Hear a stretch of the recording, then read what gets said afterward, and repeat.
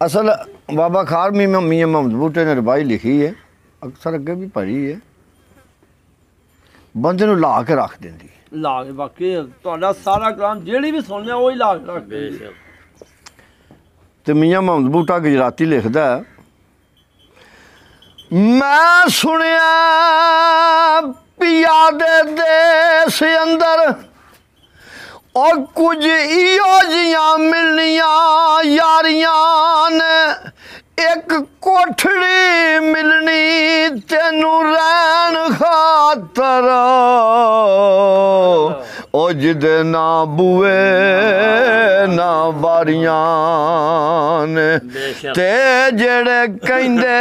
सन मरांगे नाल तेरे, अज उन्हां भी बाजियां यारियां ने, जेड़े तरसदे सन दीद नू दिने राती,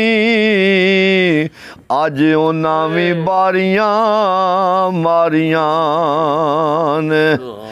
ते जंज अंजुआं दी टुकी आन वेड़े, ओए अंदर रूह दियां ओन तैयारियां ने, वादा कीता सी यार ने नाल साडे, असां खूब निभाणियां यारियां ने, ते जद बाग विच खिजाने वाल खोले, पंछी उड़ गए मार उडारियां ने, किसे चलिया ना कोई पेश चली, बावा मौत ने जदों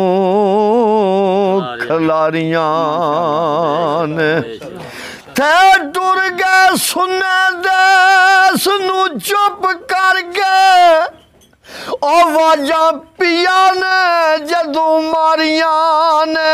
ए चिट्टी पैन पोशाक सी घरों चली,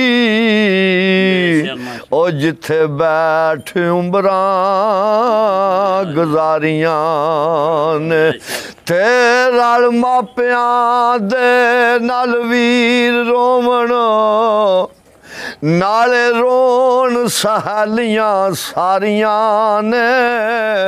पहली रात परदेस दे विच आई, जद डिठियां मंजिलां भारियां ने। ते अगे शौकत लिखदा मियां मोहम्मद बूटा, ओ कुंड चुक के पुछना साइयां ने, बेशक और दस किथे बैठ के रातां गुजारियां ने, मोहम्मद बूटिया झूठा है जग सारा, ओ मदीने वाले दियां सच्चियां यारियां ने, बंदे दियां अखां खुल जांदियां ने।